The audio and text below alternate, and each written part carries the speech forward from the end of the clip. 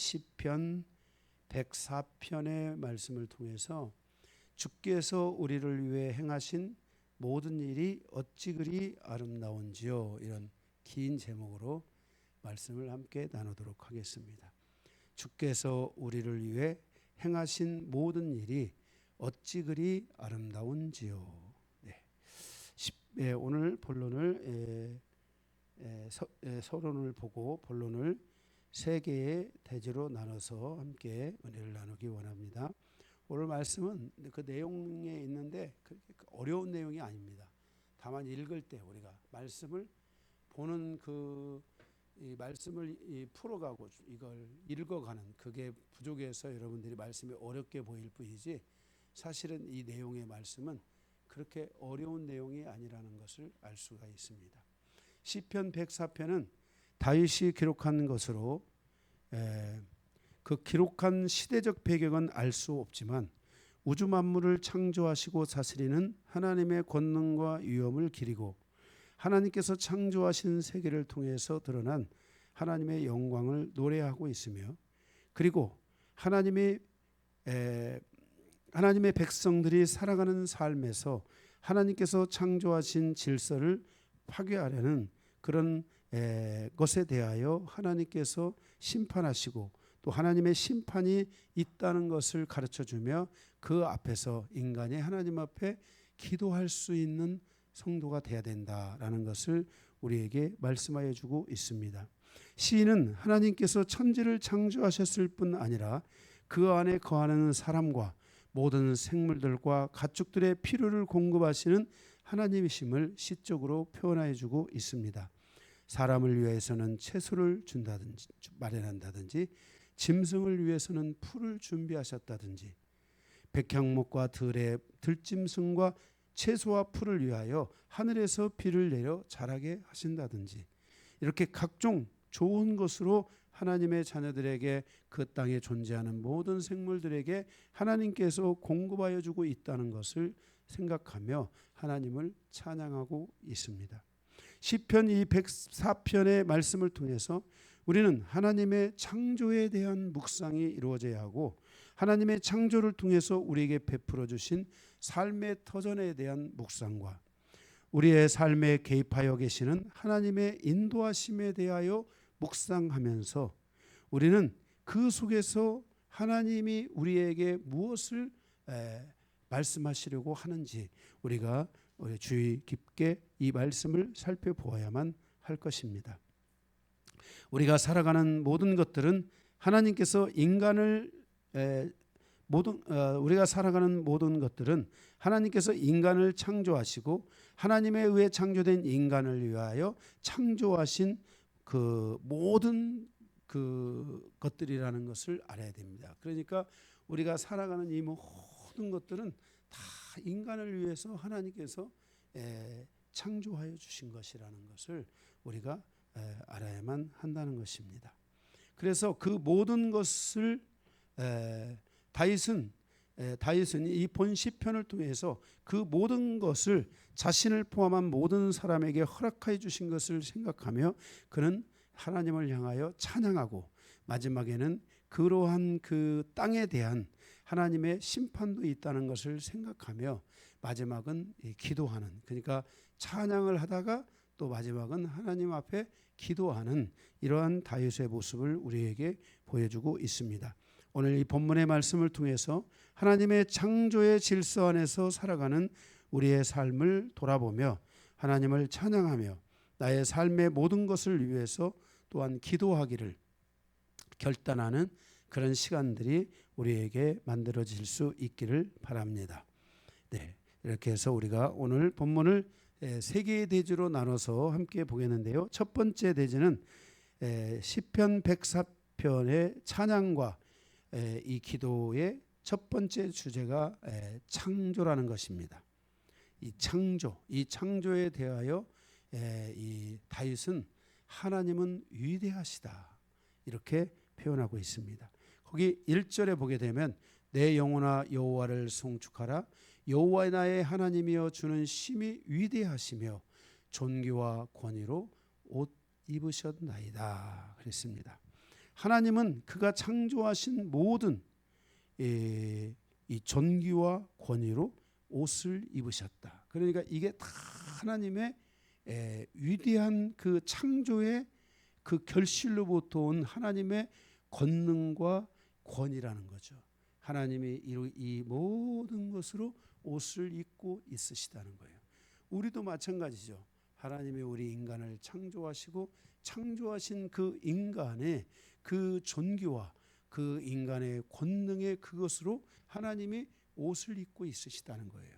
그래서 그 하나님을 발견한 자들이 그 하나님의 존귀하심과 위대하심을 향하여 노래를 할 때, 찬양을 할 때 하나님의 그 영광과 존귀하심은 더 빛나게 되는 거죠.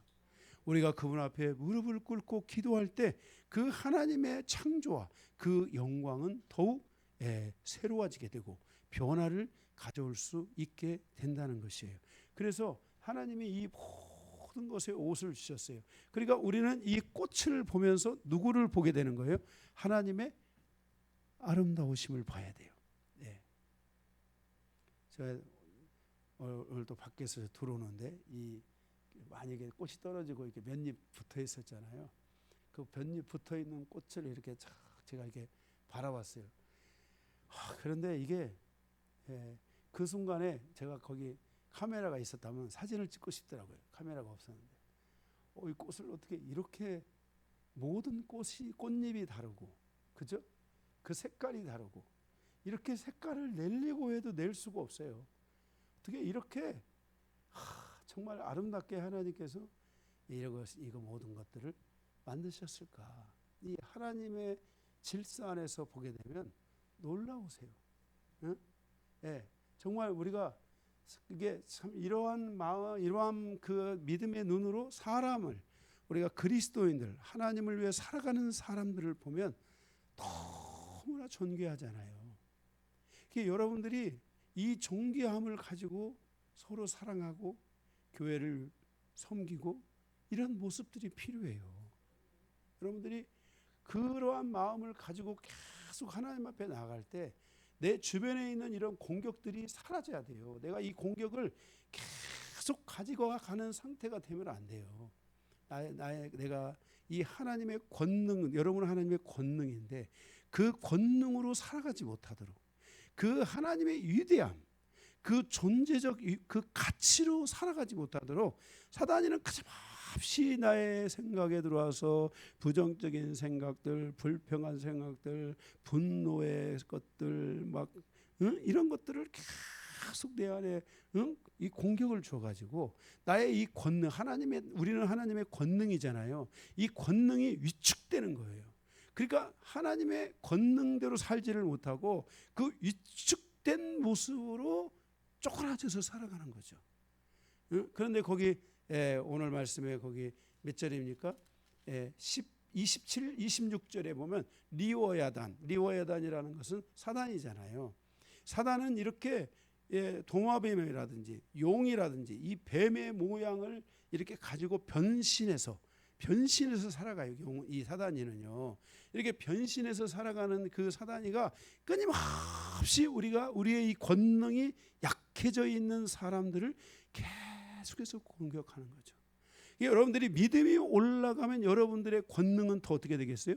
더 돋보이겠죠. 그죠? 이 꽃을 잘 가꾸는 사람들에 의해서 이 나무는 더 새로워지는 거예요. 이 권능이 이 하나님의 이 솜씨가 더 좋아지는 거잖아요. 제가 이 나뭇잎들이 살아나고 있는 것을 제가 말하는 이유는, 이 생명이 살아나고 있는 것에 대하여 말하는 이유는 바로 그 생명이 살아난다는 것은 사람의 생명뿐만 아니라 이 나무와 꽃과 이 모든 것들이 다 동일해요. 거기서 우리는 계속해서 우리는 뭘 느끼냐면은 생명을 느끼고, 거기서 여러분들이 사랑을 느끼고 은혜, 이 아름다움을 느끼는 이 마음이 여러분들에게 오셔야 돼요. 제가 저희 모친이 계신데, 저희 모친이 살아계실 때 저희 모친이 죽어가는 나무도 저희 모친의 손에서 오면은 살아나요. 그런데 그 모친이 보면은 정성을 다하는 거예요. 어떻게든지 살리려고 하는 거예요. 거기다가 하다못해 물을 2방울 주고 3방울 줘서라도 꼭 살리려고 하고, 이 물을 좀 많이 주면 얘가 시들어지면 물을 좀 적게 준다는 이 관찰. 이게 나무가 한 그루의 나무가 이렇게 해서 잘 자라기 위해서, 살아나기 위해서는 보통 심혈을 기울이지 않으면 안 되는 거예요. 그런데 참 우리 모치는 아는 것도 없고 많이 부족함에도 불구하고 그렇게 그 생명들이 있으면 그게 살아나는 거예요. 응? 다 죽어가는 것도요, 우리 모친이 손을 대면요 살아나는 거예요. 제가 그 영향을 받았는가 봐요. 제가 가면은 교회들이 살아나는 거예요. 사람들이 살아나는 거예요. 그래서 저의 이 전도사 시절에 제가 이 목사 그 초반 때 제가 이 붙여진 별명이 하나 있었어요. 강요한 목사는 죽은 것도 살린다. 이런 별명이 진짜 있을 정도예요. 왜 그러냐면 제가 자라면서 그 어머니가 그렇게 하는 모습들을 보면서 제가 살아왔잖아요. 다 꺼져가는 가정의 기업이, 가정의 그 불꽃이 어머니에 의해서 그게 다 살아나는 거예요. 그게 너무나 감사한 거예요. 그래서 그런 과정을 거쳐서 오면서 어머니가 때로는 힘들고 진짜 이 생명의 힘을 못 가할 때가 있더라고요. 이 생명의 힘을 쓰지 못할 때, 그럴 때는 제가 어머니를 이렇게 안아주거나 어머니에게 다가가서 제가 말을 해드렸어요. 어머니한테, 어머니, 대화를. 그러니까 그 어머니가 거기서 힘을 내서 또 살아나는 거예요. 그러니까 어머니가 죽어가는 것 같으면 제가 또 살리고, 어머니는 또 우리 가정을 또 다 살리고, 이런 거 하나하나를 그냥 다 소중하게 생각하시는 거예요. 그 하다못해 사람들이 만든 전기 제품 있잖아요. 전기 제품 하나도 15년, 25년을 쓰면서 이게 벌써 이게 지금 뭐 색깔이 바라고 뭐가 어떻게 되고 해서 이게 없어져야 되는데 그게 여전히 가면 돌아가고 있어요. 돌아가고 있어요. 그게. 그래서 저희 집에는 신형 선풍기가 있는 게 아니라 20년 된 선풍기, 15년, 20년 된 신일 선풍기가 이게 모터가 좋은가 봐요. 고장도 안 나고 살아있는 거야. 제가 이런 걸 보고 살았어요. 그래서 저는 이렇게 우리가 우리 삶을 살아가는 그 여정에서 우리가 하나님이 창조하신 그 권위를 가지고 살아야 돼요. 여러분들 하나님이 창조하신 권능을 가지고 살아야 돼요. 그러니까 내가 하나님의 무엇이든지 하나님 안에서 하나님이 나에게 주신 사명, 내가 기도의 사명이 있다면 기도해야 되고, 내가 자리를 지키는 사명이 있다면 그 사명을 감당해야 돼요. 이러면서 그 안에서 계속 하나님을 바라보는 마음이 있으셔야 돼요. 정말 우리 여기 앞에서 김홍찬 집사님이 어제 제 말을 듣고 평생을 찬양하면서 살겠다고 하셨다는데, 저는 정말 우리 김홍찬 집사님이 초기 때는 제가 설교 잘못한다고 얘기도 하고 그랬더라고요. 그런데 그 뒤로 얼마 지나고 난 뒤로부터는 계속 말씀을 들으세요. 말씀을, 하나님이 주시는 말씀을 이렇게 싹 들으면서 살아가시는 거야.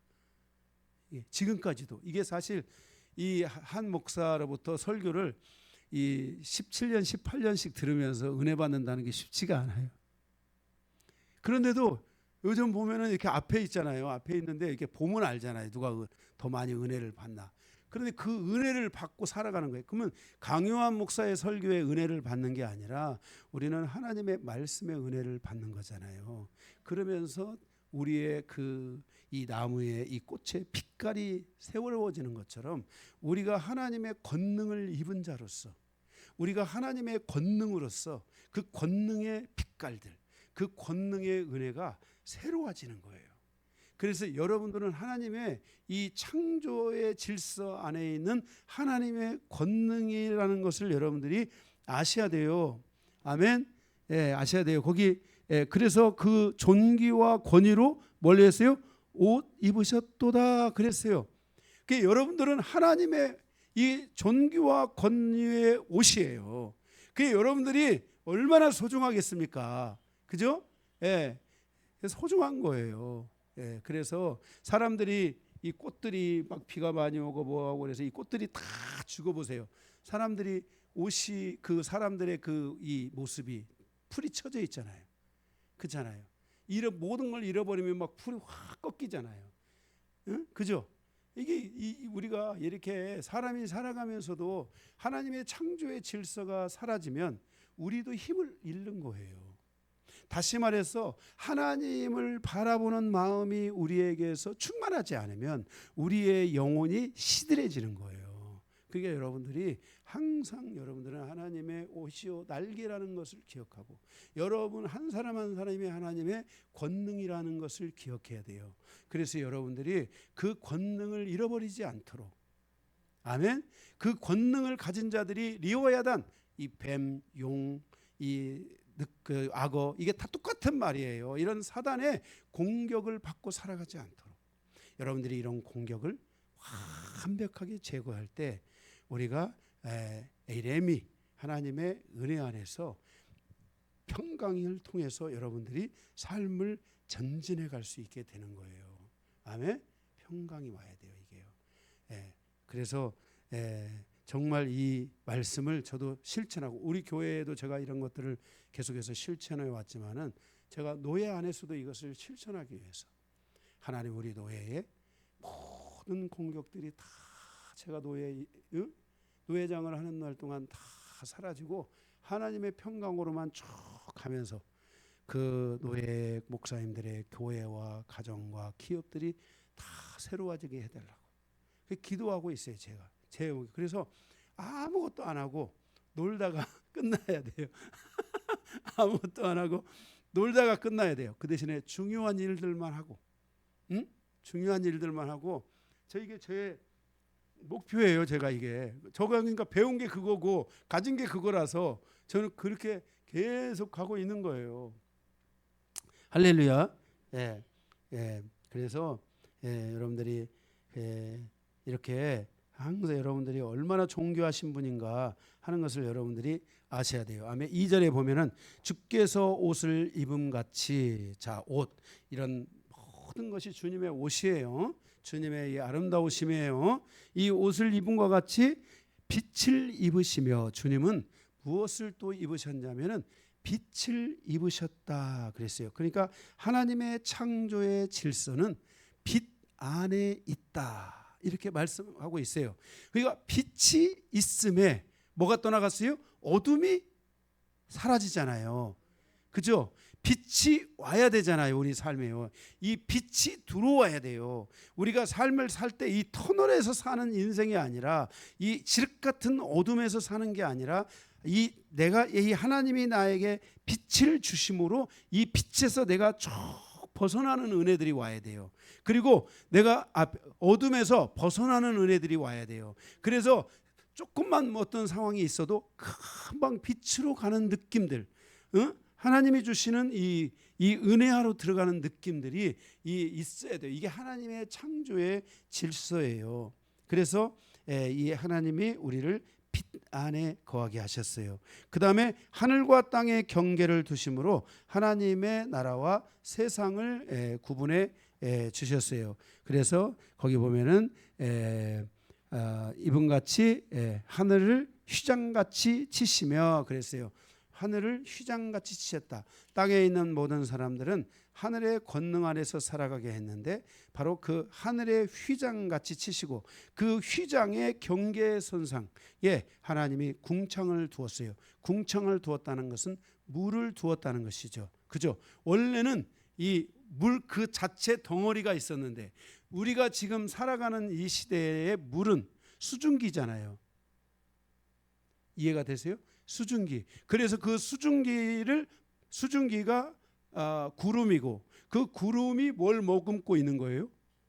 물을 머금고 있는 거죠. 물을 머금고 있다가 어떤 기압이나 어떤 자연적인 상황에 따라서 그것이 그 구름이 세계를 이렇게 돌면서 거기에 필요한 비를 내리는데 그 비를 많이 내릴 수도 있잖아요. 우리는 비를 많이 내리니까 속상하다고 생각할 수 있는데 우리가 속상한 것만이 아니에요. 우리가 이 하나님의 질서 아래서 놓고 보면은 하나님은 다 그 안에서 일하고 계신다는 것을 알아야 돼요. 그래서 3절에 보게 되면은 3절에 보면 물과 자기 누각의 들보를 얹으셨으며 그러니까 하늘에 이 물과 함께 그 기둥을 세우셨다는 거예요. 하늘에 이 물도요 체계적으로 떨어져요. 비도 구름 기둥도 다 체계적으로 하는 거예요. 구름 기둥이 갑자기 내려갔다 올라갔다 자기 마음대로 하고 그런 게 아니에요. 다 하나님의 질서 아래서 다 있는 거예요. 응? 여러분들이 비행기를 타고 가다가 구름을 보세요. 그 구름이 마음대로 올라갔다 내려갔다 올라갔다 내려갔다 이렇게 하는지, 그러면 비행기가 올라갔다 내려갔다 올라갔다 정신이 하나도 없는 거야. 그런데 그 구름이 있는데 그 사이에서 그 구름이 일정한 간격으로 다 질서 있게 있어요. 그게 하나님이 그 기둥들을 세우셔서 그런 거예요. 신비하지 않아요? 그죠? 예. 그리고 거기 보면 구름으로 자기의 수레를 삼으시고 바람 날개로 다니시며, 거기 수레를 삼으셨다라고 그랬어요. 이게 수레. 자, 구름이 어떻게 하는 거예요? 수레 이동하는 거죠. 그죠? 구름이 이렇게 이동을 하면서 그 곳곳에 비를 내려주시는 거죠.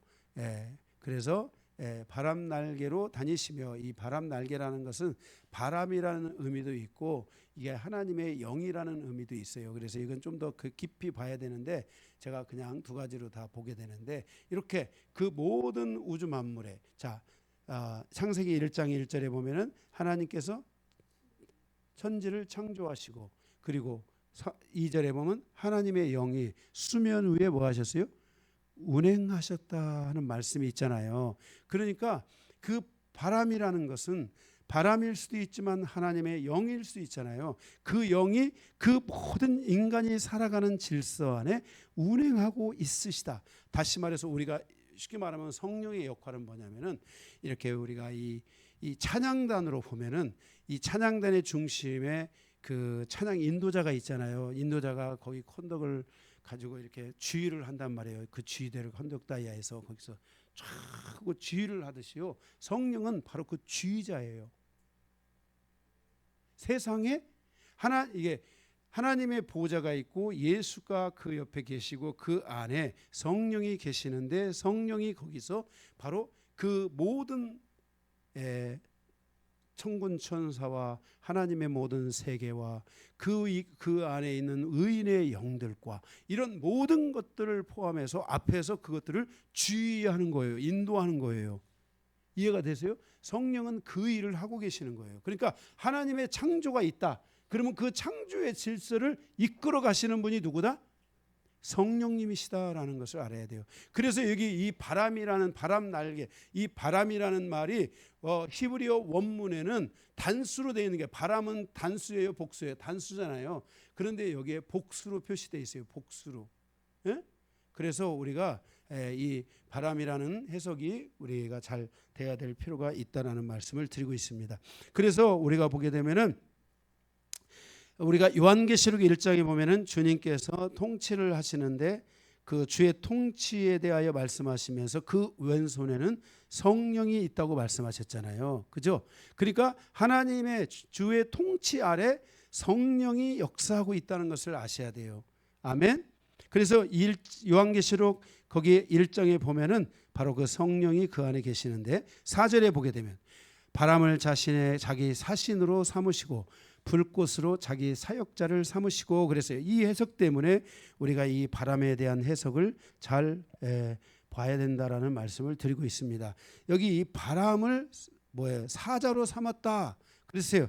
바람을 어떻게 사자로 삼냐? 사자로 삼았다는 것은 이것은 그 바람을 이 천사 또는 이 뭐라 합니까? 이 전달자로 삼았다는 거예요. 그러니까 여기 바람이라는 것이 성령이라면, 성령을 말씀하고 있다면 성령을 사자로 삼아서 우주 만물 가운데 운행하고 계시다는 거예요. 이해가 되세요? 우리가 스가랴서에 보면은 하나의 말탄 막 천사들이 돌아다니고 막 하는 장면들이 나오잖아요. 그게 그런 것처럼 그 모든 거를 주관하는 분이 누구예요? 성령이시라는 거예요. 그죠? 그리스도의 영으로, 아버지의 영으로. 성령은 두 가지의 기능을 가지고 계시죠. 그리스도의 영과 아버지의 영. 그러니까 예수의 사역을 하기도 하고 아버지의 사역을 하기도 하는 게 성령이시잖아요.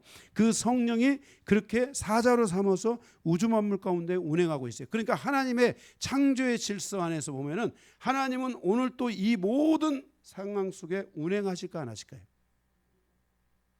이게 여러분 운행한다는 것이 여러분에게 느껴질 때요, 교회에 큰 부흥의 역사와 기름 부음의 권능이 임하는 거예요.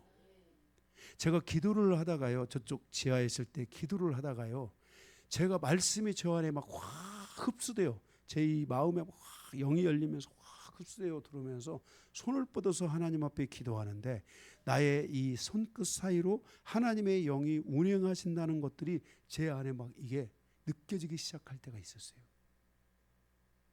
응?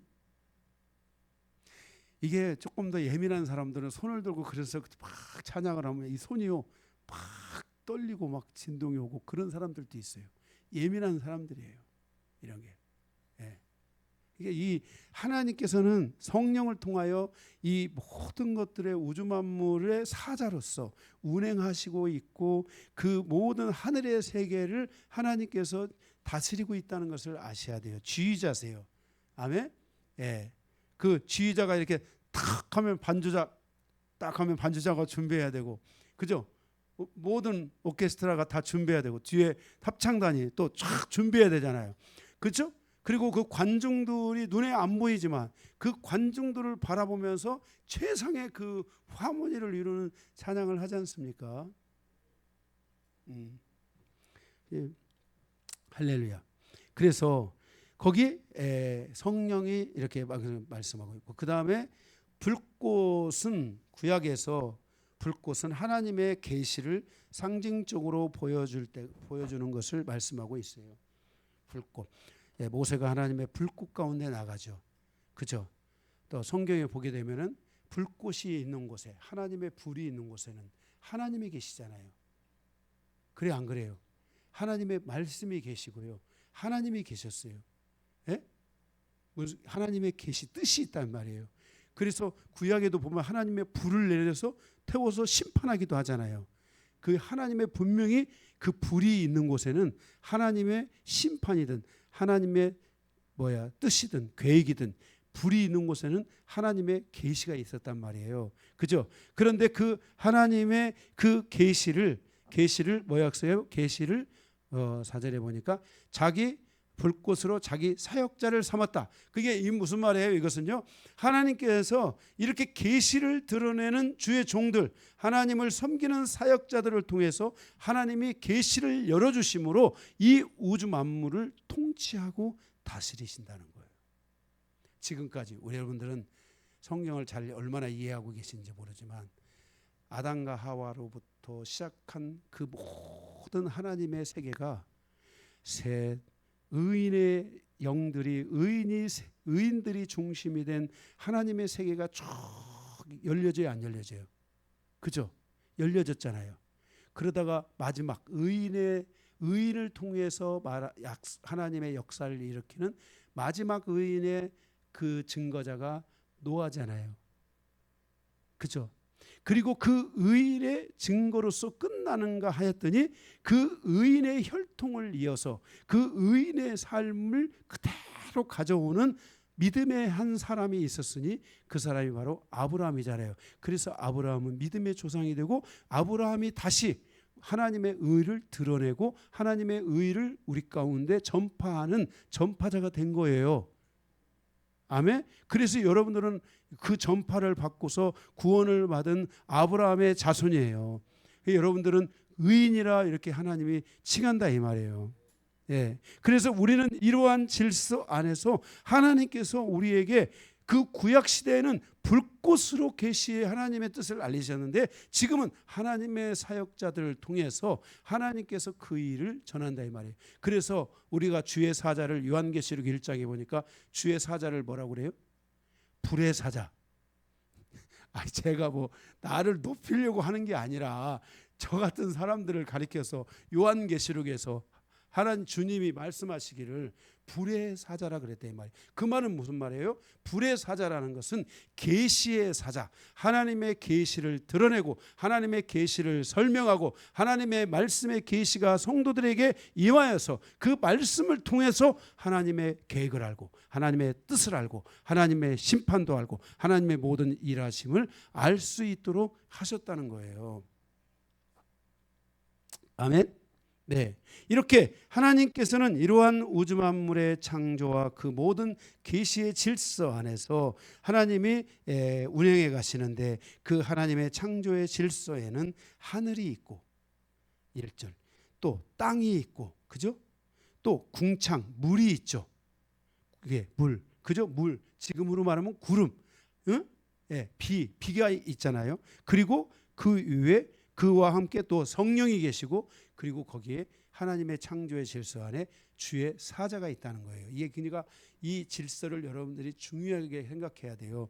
하나님의 질서 아래 하늘이 있고 땅이 있고 물이 있고 성령이 있고 거기에 사람 첫사람 아담을 주셨는데 그것이 발전해서 이제 주의 종들, 믿음의 사람들 이런 사람들을 하나님이 그들 이 하나님의 창조의 역사 가운데 세워가시고 있다는 것을 알아야 돼요.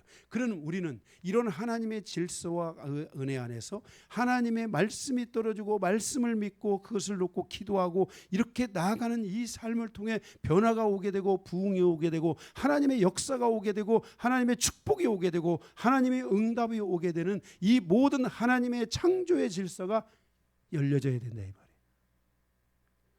누구에게나. 아멘. 누구에게나 열려져야 돼. 이건 굉장히 중요한 말씀이에요. 제가 이 짧게 얘기했는데 여러분들이 여러분 나는 중요한데 여러분들은 별로 중요하지 않은지 그냥 시큰둥 하시는데 엄청나게 이게 중요한 거예요. 여러분들이 이런 말들을 여러분들이 이게 깨달아지고 마음에 이게 와서 확 담겨져야 돼요. 문장 하나가. 예. 그래서 여러분들이 하나님은 이러한 질서 안에서 우리를 인도하여 주고 있다는 거예요. 그래서 다윗처럼 하나님의 창조의 질서 아래서 하나님을 경외하는 성도로 우리가 살아가야 될 줄로 믿습니다. 그래서 첫 번째는 하나님의 창조를 통한 교훈이었고 두 번째 시편 4편의 찬양과 기도의 두 번째 주제는 삶의 터전을 주셨다는 거예요. 5절에서 9절이에요. 삶의 터전을 주셨다. 거기 5절에 보면은 땅의 기초를 놓으사 영원히 흔들리지 아니하게 하셨나이다. 자, 하나님께서 땅을 창조하사 땅에 하나님이 주신 그 땅의 기초를 세우고 흔들리지 않게 했다. 너무 놀라운 사실 아니에요? 여러분 우리가 이 지구촌이 있잖아요. 지금 막 지진이 9점 몇이 남은 이런 9점 몇의 지진들이 지금 지구촌에 계속 와 있잖아요. 지금 이제 이 러시아 러시아 그 반도 안에 떨어진 지금 이번에 된 8.8의 지진은 결국 이제 9점 얼마짜리의 지진을 예고하고 있는 지진과 같은 것들이에요. 이런 대형의 지진들이 올 때는 지구축이 흔들리잖아요. 지진의 만점이 10점이에요. 10점보다 더 높지를 않아요. 그 10점이면 지구가 그냥 그거는 위기예요. 그거 정말 어떻게 될지 모르는 위기예요. 그런데 거기에 버금가는 그러니까 지구축이 흔들리는 거죠. 그러니까 일본 같은데 막 쓰나미가 20 몇 미터짜리 쓰나미가 일게 되고 지구축이 막 흔들려서 지금 사실 지구 과학자들에 의하면 지구가 원형인 상태에서 지구가 약간 찐따돼 있다 이렇게 보고 있어요. 실질적으로. 그러한 그 땅에 그런데 그 땅에 기초를 하나님이 세워주셔가지고요. 그 기초가 그 9점 얼마의 지진에도 버티고 있는 거야. 버티고 있는 거야. 여러분 집에 가면 기둥이 있잖아. 제가 그 대만의 101빌딩인가 어딘가를 간 적이 있어요. 거기 갔더니요. 그 빌딩이요. 스프링 위에 세워진 거예요. 스프링. 어마어마하게 강한 스프링 위에 세워져 가지고 이게 이제 지진이 오면은 이게 흔들흔들 하다가 다시 제자리로 가는 거예요. 이게.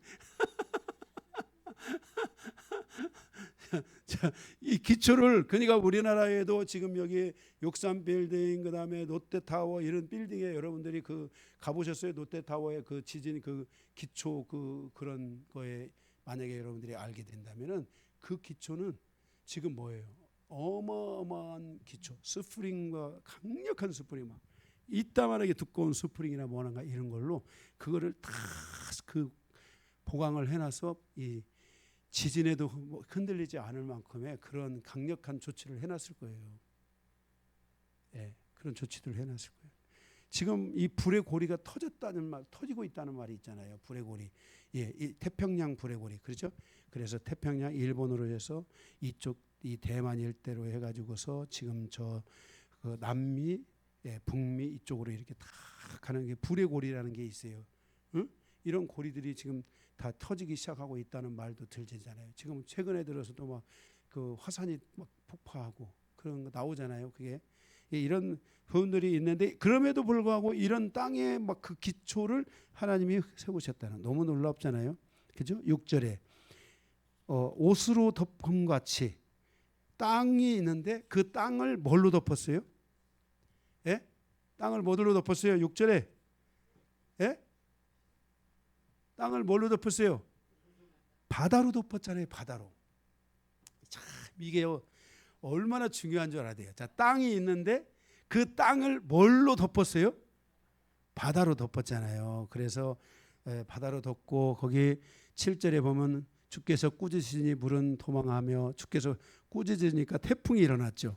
주의 우레소리로 말미암아 빨리 더 막 태풍이 강해지죠. 그죠? 응? 이렇게.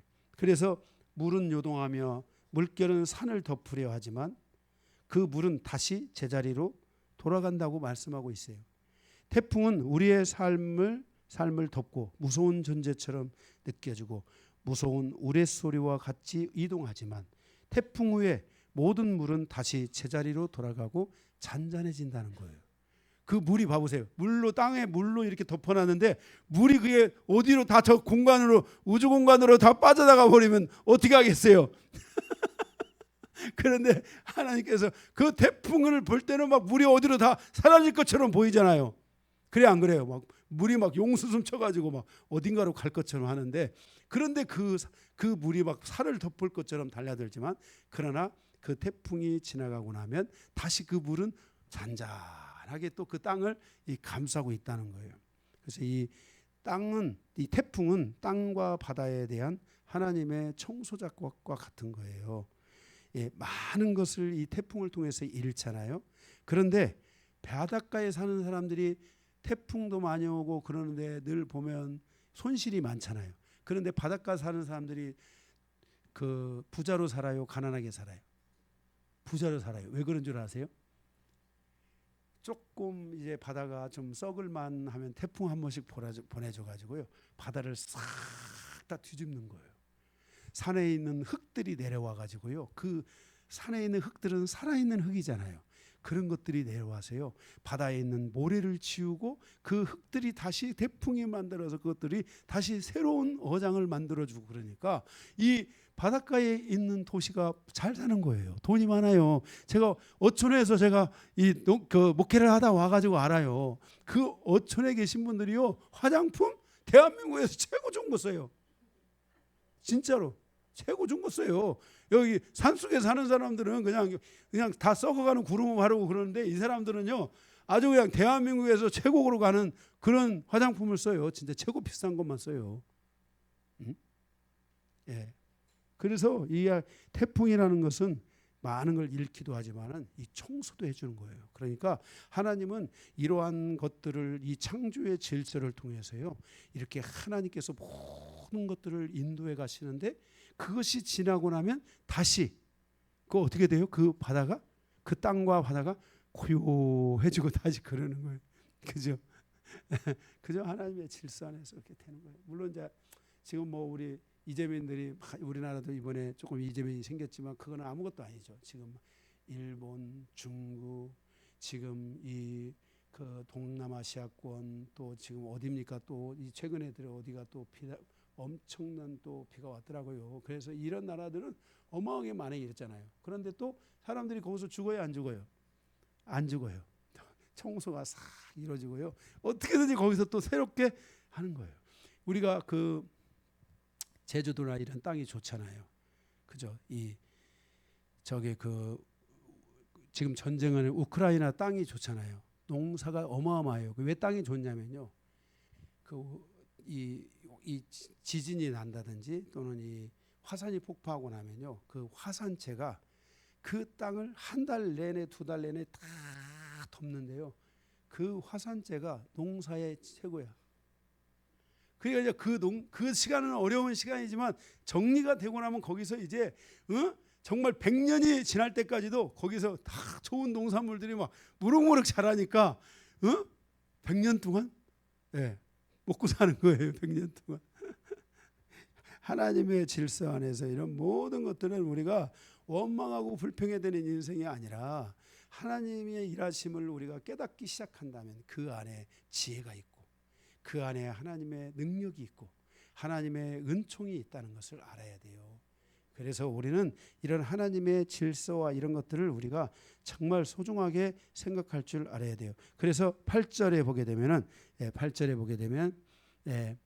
주께서 그들을 위하여 정하여 주신 곳으로 흘러갔고 산은 오르고 골짜기는 내려갔나이다. 그러니까 다 모든 것이 다 하나님의 정해주신 질서 안으로 다시 돌아갔어요, 안 돌아갔어요? 뭐 어마어마한 일이 있어도 다 그 질서 안으로 돌아가는 거예요. 9절에 주께서 물의 경계를 정하여 넘치지 못하게 하시며 다시 돌아와 땅을 덮지 못하게 하시는 게 다 이 모든 하나님의 창조의 질서는 다시 다 정상적인 질서 안에 온다고 했잖아요. 그죠? 그래서 이렇게 하나님께서 인간에게 주신 하늘, 땅, 바다는 인간의 질서 안에서 인간을 이롭게 하고 인간을 다스려 간다는 것을 기억해야 돼요. 하나님의 창조의 질서가 무너져가는 것은 인간의 실패로 인한 것이며 인간의 종말의 시간을 향하여 가기 때문에 바로 이런 현상이 온다는 거예요. 인간은 이 땅에 살아가는 날 동안에 우리의 삶에 대한 것들에 대해서 우리가 실패하면 안 돼요. 그래서 우리가 예를 들어서 분리수거 실패하면 안 돼요. 분리수거를 하라고 했으니까 더 철저하게 할 수 있어야 돼요. 이게 바로 이 지구를 지키는 일들이에요. 그런데 우리가 이런 일들을 실패하니까 이런 일들에 대하여 우리가 소홀히 하니까 우리 막 이렇게 막 스프레이 막 어마어마하게 다 쓰고 막 다 이렇게 다 하고 살았잖아요 그동안. 그죠? 바다에다가 막 샴푸 막 이만큼씩 해가지고 막 다 살았잖아요 그렇게. 그것이 우리에게 돌아오고 있잖아요. 온난화와 사막화가 가속화되는 거죠. 그죠? 그래서 지금 이 지구에 있는 이 온도라는 것은 어디로 사라지는 게 아니에요. 북극에 따뜻해지잖아요. 북극에 있는 그 한냉 정성, 그 냉기류가 다 어디로 오냐면은 내륙으로 와가지고 이 지금 중국에 영하 50도에서 71도. 중국이 그 땅 그렇게 그래서 중국이 사람들이 물을 뿌렸는데 바로 그냥 싹 다 얼어버리는 거예요. 이 지구 땅에 있는 이 모든 것들은 다 뭔가가 정리되면 그 온도는 거기로 다 존재하는 거예요. 지금 이런 상황들이 우리에게 오고 있죠. 그래서 이렇게 바로 이것은 우리에게 인간의 종말의 시간을 우리에게 향하게 하고 종말의 시간으로 가게 할 수 있다는 것을 알아야 돼요. 베드로후서 3장 6절 7절에 보면 이로 말미암아 이때 세상은 물에 넘침으로 멸망하였으되 이제 하늘과 땅은 그 동일한 말씀으로 불사르기 위하여 보호하신 바 되어 경건하지 아니한 사람들의 심판과 멸망의 날을 보전하여 두신 것이다 그랬어요. 그러니까 결국 종말의 시간이 오게 되고 이 땅은 불에 타서 사라지는 그런 날들이 온다라고 말씀하고 있어요. 노아 때와 마찬가지로 하나님께서 세상을 심판하게 될 때가 온다는 거예요. 바로 이것을 만들어가는 것이 인간이라는 거예요. 인간. 자연의 질서가 아니라 인간이 그 자연의 질서를 파괴하고 그 인간이 그 자연과 함께 살아가는 것들을 실패함으로써 인간의 종말의 시간이 우리에게 다가오게 된다는 거예요. 그러면 이 종말은 노아 때와 다른 것은 노아 때는 물로써 심판하신 하나님이 마지막 때는 불로써 심판한다고 했어요. 그 불의 종말이 주는 교훈이 무엇인가? 불로서 심판한다는데 그게 무엇인가? 그것은 뭔가 예를 들어서 이거는 꼭 답은 아닐 수도 있어요. 답일 수도 있어요. 이게 예를 들어서 이것은 전쟁에 의한 바로 핵공격 이런 것들. 지금 그러니까 그 러시아의 푸틴이에요 그 사람 푸틴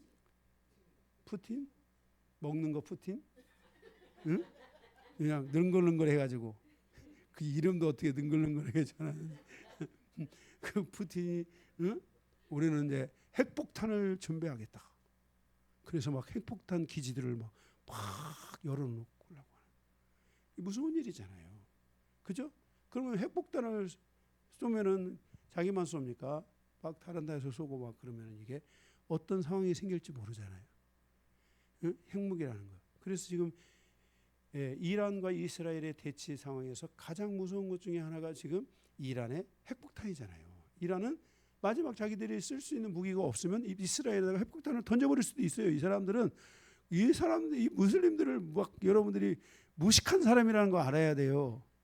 이 사람들은 원래 이 사람들은 정말 다니면서 누구누구 할 것 없이 막 그냥 칼로 베버리고 여러분들 그 율법 아래에서 그 무슬림들이 참수형하는 거 보셨죠? 인정사정 없어요.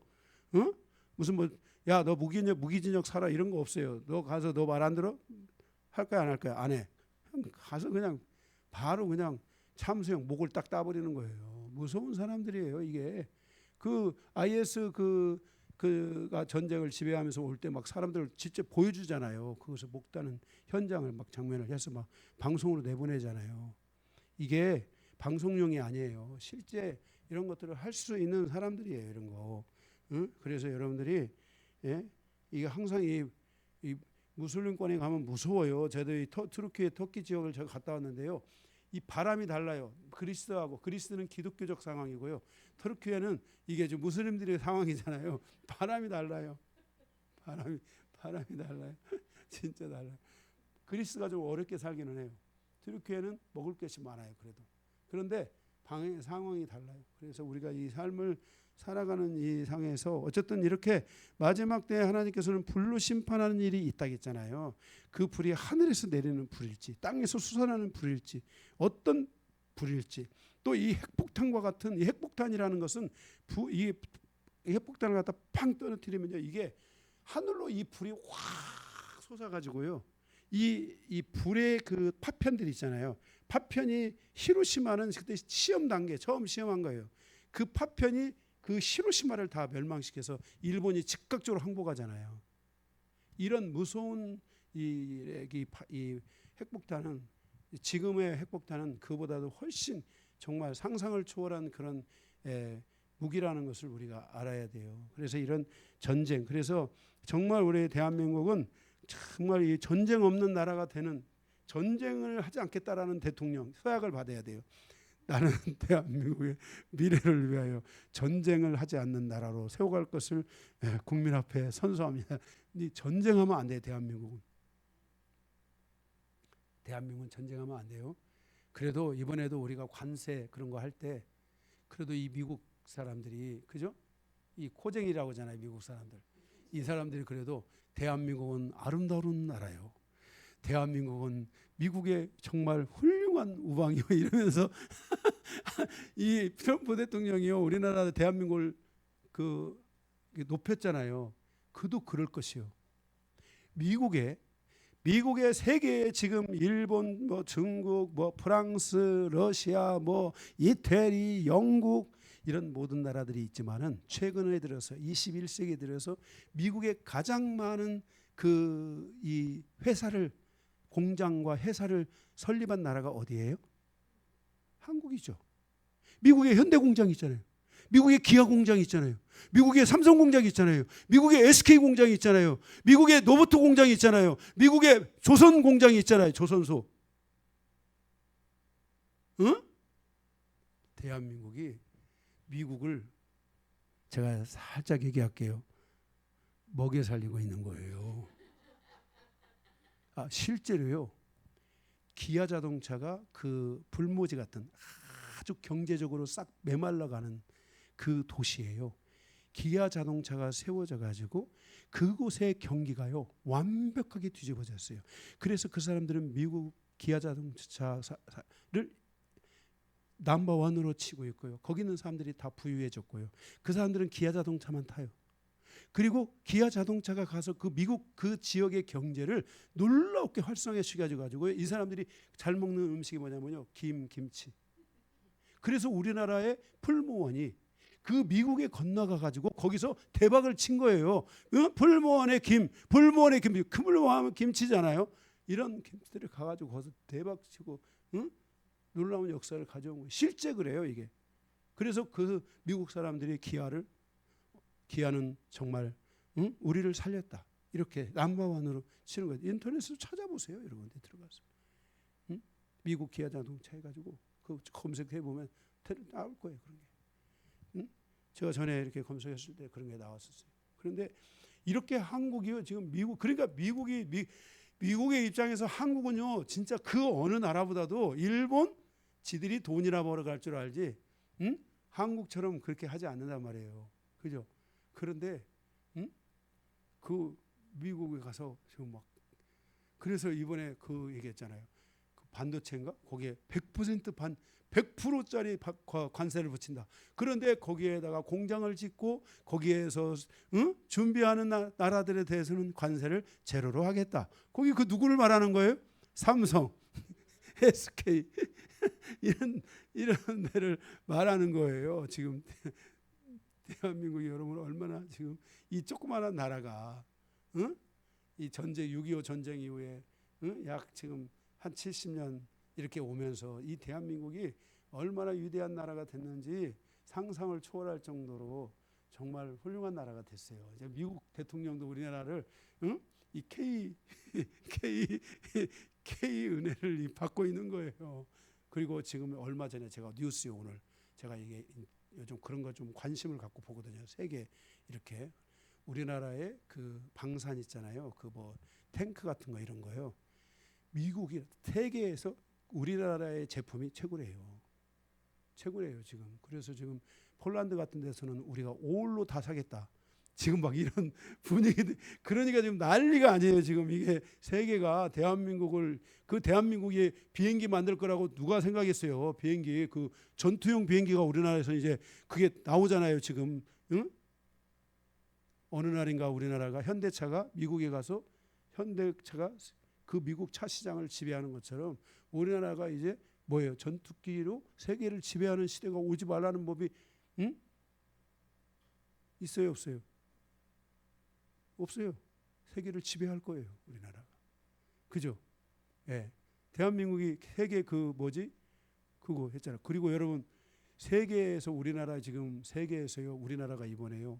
LG인가 SK인가 LG에서요. 세계에서 가장 좋은 화장품을 만들어 가지고요. 그 화장품이 지금 전 세계로 지금 나가고 있어요. 놀랍지 않으세요, 여러분? 대한민국이라는 나라가 미국에서 이번에 미국에 그 저기 됐잖아요. 그때 미국 사람들이 그 마트에 가서 제일 먼저 본 게 아니면 한국 화장품 다 산 거예요. 다. 실제 가격이 올라올까 봐. 맞죠? 들어보셨어요? 그 얘기 뉴스에서? 한국 화장품을 다 사는 거예요. 다 지금 싹쓸이하고 있는 거예요. 왜? 그 가격 올라올까 봐. 이 정도로 지금 대한민국이 대단한 나라예요. 근데 좀 이 종말의 시간을 얘기하다가 지금 이런 시간, 그 대한민국이 전쟁을 하면 돼야 안 돼요?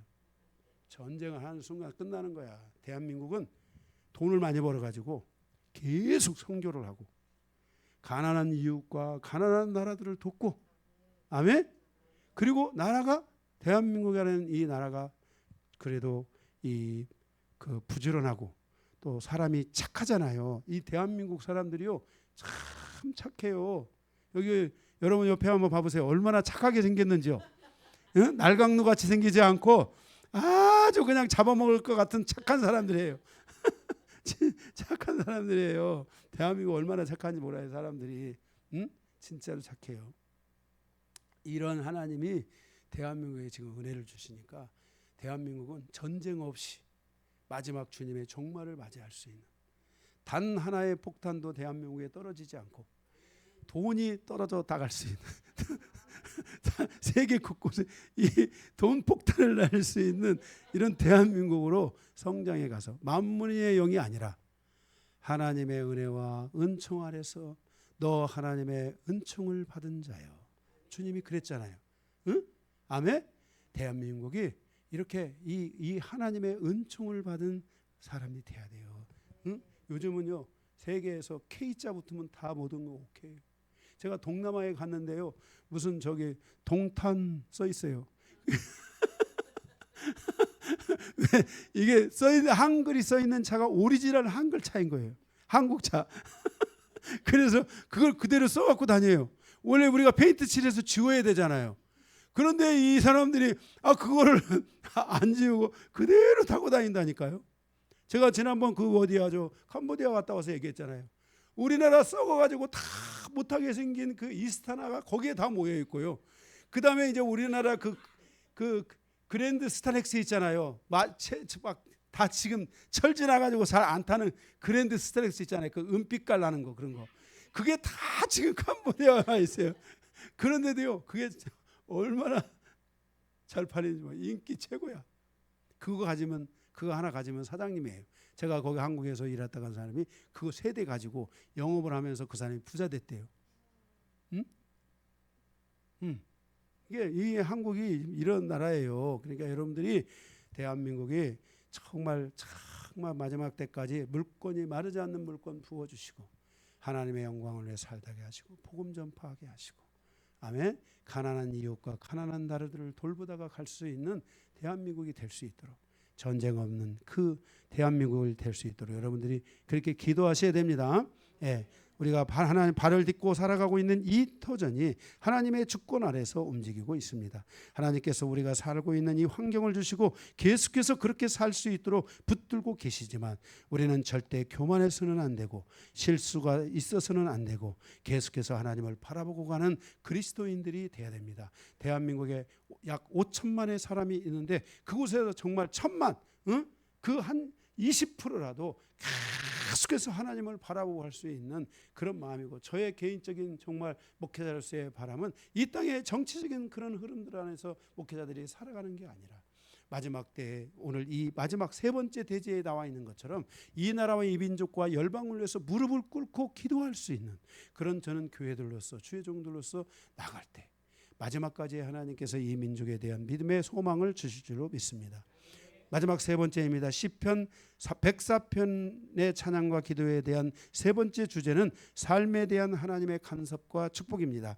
거기 10절에서 32절입니다. 첫 번째, 인간의 삶에 개입하신 하나님을 볼 수 있습니다. 10절에 먹을 물을 주셨습니다. 11절 들짐승에게 먹을 물을 주셨고 12절 공중의 새에게도 물을 주셨고 13절 인간이 살아가는 땅에도 하나님께서 물을 주셨어요. 하나님은요 이 땅을 창조하시고 인간이 살아가는 이 땅을 창조하시고 그 인간의 삶과 완전히 동떨어진 삶을 사는 게 아니라 하나님이 인간의 삶에 개입하여 계신다는 것을 알아야 돼요. 그 중에 가장 중요한 것이 바로 물이에요. 물을 주셨다는 거예요. 그 다음에 14절에는 먹을 것을 주셨어요. 14절에 가축을 위해서 풀을 주시고 사람을 위해서는 채소를 주시고 그리고 15절에 포도 열매를 주셨어요. 기쁨을 위해 포도 열매를 주셨어요. 그리고 16절에 18절 산에 있는 나무들을 위해 물을 주신 거예요. 먹을 것을 이 물을 주시고 먹을 것을 이 자라게끔 하신 거예요. 여러분 이 산이 왜 중요하냐면요. 우리나라는 이 들을 가지고 있는 나라들에게는 나무가 중요해요. 나무가 이 빌딩들 사이에서 계속 서가야 돼요. 우리나라에서 중요한 것은 뭐냐면요. 산에 나무들이 많아야 돼요. 이 나무가요. 물을 머금고 있는 거예요. 생명을 머금고 있는 거예요. 그래서 여러분 보세요. 가물어도 산에서 뭐가 내려와요? 물이 내려와요. 그래서 산이 마르면 나라가 지금 가물어 가는 거예요. 이해가 되세요? 그래서 이 산이 많은 나라, 이 대한민국에 이 산이 많은 나라들은 바로 이 나무들이 잘 자라가야 돼요. 그래서 하나님이 이 나무들을 우리에게 허락하시고 그 산을 주셨다는 게 대한민국이 얼마나 복받은지 알아야 돼요. 대한민국이 외국에 그 어디를 가도요 대한민국처럼 이 동네 안에 산이 있는 데가 없어요. 벌써 우리 가도 여기 뒷산 있잖아요. 조그마한 산이지만 이런 산들이 곳곳에 다 있는 거예요. 그러면서도 또 평지가 있잖아요. 이 대한민국이 얼마나 복받은 나라인지를 알아야 돼요. 응? 네, 진짜 복받은 나라예요. 그래서 이 거대한 산들이 다 이 물을 머금고 있는 거예요. 그런데 지금 우리가 지난번에 그 산불 났잖아요. 산불에 대한 여러 가지 학설들이 있더라고요. 그게 이 산불이 나는데 우리나라가 그 동안에 산에다가 침엽수를 심을 거냐, 활엽수를 심을 거냐에 대해서 계속 의논이 된 것이 몇십 년이 됐대요. 그런데도 불구하고 그 의논만 하고 이게 바꾸지 않은 것이 뭐냐면 침엽수를 심었다는 거예요. 그 침엽수를 심었기 때문에 그게 날씨가 좋으면 확딱 말라가지고 그냥 불이 그냥 그 소나무 탈 때 소리 들었어요. 소나무 가지 탈 때 따닥닥닥닥닥 하면서 막 타들어가잖아요. 그런데 활엽수를 심게 되면은 그 활엽수가 땅에 내려가지고 썩는다는 거예요. 썩어가지고 제가 그러니까 요즘 이런 것들이 중요해요. 이게 불이 왜 났나? 이게 만약에 활엽수라면 썩어가지고 이 불이 날 때 이 불이 크게 번지지 않도록 작용을 해주는 게 이게 활엽수예요. 그래서 우리가 외국 같은 데도 가보면 향나무, 침엽수가 많잖아요. 그래서 불이 막 확 커지는 거예요. 근데 이 침엽수나 이런 것들은 또 이게 자재로 많이 쓰잖아요. 그래서 그게 그러긴 한데 이게 장단점이 있어요. 장단점이 목재로 쓰고 뭐 여러 가구로 쓰고 여러 가지 쓰니까 장단점은 있지만은 그러나 어쨌든 그런 장단점들이 있는데 화재를 또 줄이기 위해서는 이런 것들도 뭐 바꿔야 된다는 말들도 있는데 왜냐하면 지금 이 마지막 때에 가면은 이 온난화 현상에 의해서 불들이 많이 나게 돼 있어요. 응? 물이 이게 산이 이게 나무들이 파삭파삭 말라가지고 나중에 이게 이 불이 나게 돼 있어요 이게요. 그래서 이런 부분들이 또 있다는데 뭐 그 문제 전문가들이 알아서 할 일이겠죠. 지금도 연구하고 있대요. 지금 언제까지 연구를 할 건지는 모르지만 연구를 하고 있다니까 뭐 연구하는데 제가 뭐라고 하겠어요. 어쨌든 간에 하나님께서 이렇게 산들의 나무를 주시고 이런 것들을 다 주셔서 이렇게 하나님이 하겠다는 거예요. 그리고 마지막 18절 거기 23절에 보면 하나님이 또 뭐냐면 날과 달과 해를 주셨다는 거예요. 하루라는 시간을 주시고 한 달을 주시고 하나님이 1년을 주셨다는 거예요. 하나님이 이러한 시간들을 통해서 인간이 살아갈 수 있는 그 삶에 개입하여 계신다는 거예요. 그래서 이번 달에는 별로였지만 내년 달에는 기대할 수 있고, 그죠? 이번 달에는 힘들었지만 다음 달에는 좋아질 것을 믿고, 이런 모든 것들에 하나님이 개입해 계신다는 거예요. 이게 하나님이 이것들을 만드시고, 첫 번째는 인간의 삶에 개입하시고, 두 번째로는 주께서 하신 모든 일에 대한 지혜와 능력의 역사로 인도하신다는 거예요. 24절에서 26절에 보면 하나님께서 창조하신 그 땅과 땅에 있는 모든 것들 위에 하나님의 지혜와 능력으로 역사하고 있다는 것을 아셔야 돼요. 그리고 그 땅에 있는 것들 가운데 사단이 땅에서 놀고 있다는 걸 알아야 돼요. 사단이 땅에서 놀고 있다는 것은 사단이가 사람들 사이에서 놀고 있어요. 우리는 사단의 공격을 최소화하고 사단의 공격을 받지 않는 신앙생활을 해가야 됩니다. 아멘. 세 번째로는 이 모든 것들은 인간을 위해서 지으신 것이라는 거예요. 27절에서 30절 거기에 27절 인간을 위해서 먹을 것을 준비하시고, 28절 좋은 것으로 만족하게 하시고, 29절 인간의 모든 생사의 결과가 하나님의 손안에 있다는 거예요. 살고 죽는 것이 하나님의 손안에 있다는 것이에요. 30절 예수 그리스도와 성령을 통해서 그 인간을 치유하고 회복하고 새롭게 하시는 은혜가 지금도 계속되고 있다는 거예요. 그러니까 하나님께 여러분들 하나님 나를 치유해 달라고, 하나님 나를 회복해 달라고, 하나님 나를 새롭게 해달라고, 나를 변화시켜 달라고 우리가 기도해야 될 줄로 믿습니다. 여러분들이 이 기도는 계속 해야 돼요. 멈추면 안 돼요. 저도 해요. 저도 매일매일 기도할 때마다 나를 새롭게 해달라고, 나를 변화시켜 달라고 진짜 그 기도를 계속 해야 돼요. 아멘. 네, 마지막 네 번째 31절에 35절 하나님을 바라보는 삶이 돼야 돼요. 31절 하나님의 영광을 바라보고 즐거워해야 돼요. 우리는요 계속해서 하나님의 영광을 바라봐야 돼요. 32절 땅에 대한 심판이 있다는 것을 알고 두려워해야 돼요. 지진이 나고 기근이 나고 홍수가 나고 이런 여러 가지 인간이 살아가는 이 땅의 여러 상황들이 나타날 때 우리는 거기서 두려워해야 돼요. 우리의 교만한 마음을 내려놓고 겸손한 마음으로 나아가야 돼요. 아멘. 정말 하나님께서 언제 어떻게 일어날지 아무도 예측할 수 없잖아요. 그죠? 수원이 뭐 물 날 리가 없다. 그렇다고 해서 교만해가지고 한 수원이 물 날 리가 없어. 망고 땡이야. 조심해야 돼요. 이런 분들 없기를 바랍니다. 내가 수원에 살고 있는 날 동안 이런 분들이 없기를 바라고, 정말 아무리 그랬다 할지라도 그러면 뭐 홍수만 납니까? 사람이 살아가는데 모든 악의 역사들이 얼마든지 많이 있을 수 있어요. 그래서 우리가 이런 것들이 우리 안에 일어나지 않고 이런 것들을 볼 때마다 항상 여러분들이 긴장하고 여러분들이 깨어 있어야 될 줄로 믿습니다. 33절에 보면 나의 평생에 하나님을 찬양해야 돼요. 34절에 기도를 배우고 기도를 할 줄 아는 성도가 돼야 돼요. 여러분들이 이러한 하나님과 살아가는 인생의 여정 속에 여러분들이 꼭 기도를 해야 되고요. 기도를 가르쳐야 되고요. 기도를 배워야 돼요. 내가 오늘 또 지금 우리 지역이 일 갔어? 지역에 내가 오늘 이제 수요일 날 예배, 금요일 날 예배, 주일 날 예배 빠지지 말고 오라 했는데 우리 사랑이 보세요. 예배 안 빠지잖아요. 응? 사랑이가 좀 악해 보세요. 엄마 아빠 교회 가세요. 난 집에 있을게요. 하고 안 나올 수 있잖아요. 그런데 다 그 가정의 질서 안에서 예배 오고 하나님 앞에 예배 드리고 듣다 보면 은혜가 오게 돼 있어요. 신앙의 목숨을 걸어야 돼요. 내가 우리 지역에 만나서 같이 밥 먹으면서 그랬어요.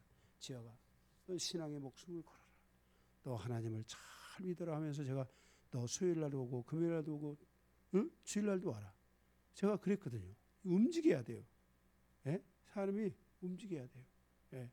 그래서 제가 얘기했는데 오늘 제가 기대했거든요. 그래서 오늘 와가지고 나와서 있나 없나 딱 찾았는데 없어서 야 정말 이거 어떻게 해야 되나 제가 고민이 많았어요. 그래서 화를 낼까 아니면 꼬실까 아니면 계속 얘기를 할까 일단은 제가 이제 이번 주 주일날 이제 청년들 학생들 모아놓고 얘기하면서 신앙생활 잘할 수 있도록 제가 좀 얘기들 가르치려고 해요. 예배 좀 잘 참석하고 예배 잘 드리고 헌금 생활도 하고 응? 요즘 제가 우리 여러분 우리 저희 아내와 제가요 우리 시골에서 제가 목회를 할 때 우리 아이들이 초등학교, 중학교, 고등학교 이런 애들이 있잖아요. 이런 애들에게 다 이런 거를 가르쳤어요. 나와가지고 애들이 다 헌금 생활도 하고요. 다 그런 걸 해요. 가르쳐주지 않으면은요 지만 알아요. 응? 지만 알아요. 여러분들이 자녀들이 응? 자녀들이 여러분 가정을 위해서 헌신하게 만드세요. 아유, 막 시끄러워 하는 거 내가 다 해야지. 개불 근심 걱정하고 자녀들에게 나중에 상처받고 그런 거 하지 말고요. 섬기도록 하세요. 섬기도록 해야 돼요. 자녀들이 부모를 섬길 줄 알아야 돼요. 부모의 아픔을 함께 할 줄 알아야 돼요. 저도 저희 부모의 아픔을 함께 했기 때문에 그죠? 예? 그렇게요. 여러분들도 다 그걸 나눌 줄 알아야 돼요. 즐거움만 나누는 게 아니라 어려움도 나눌 줄 알고요. 다 그걸 가르쳐 줘야 돼요. 그래서 하나님을 제대로 섬길 수 있도록 응? 물질이 있는 곳에 마음이 있다고 했잖아요. 내가 우리 지금 청년들 배우르고 있는 거예요. 알바도 하고 돈도 벌러 다니고 지금 주일날까지 안 나오니까 얼마나 돈을 많이 벌겠어요? 응? 그렇잖아요. 그런데도 헌금은 안 해요. 응? 돈을 벌어서 정말 어디다가 다 쓰는지 몰라도 자기를 위해서 홀짝홀짝 먹고 그렇게 살면 안 되고 물건이 말라요. 하나님을 위해서 써야 돼요. 그 어린 청년들, 어린 학생들이 헌금을 하면 그게 교회에 얼마나 큰 유익이 되겠어요? 별로 유익이 안 돼요. 응? 유익이 안 돼요. 크게 막 어마어마하게 교회가 막 그것 때문에 뭐 교회가 막 재정적으로 좋아지고 그러지 않아요.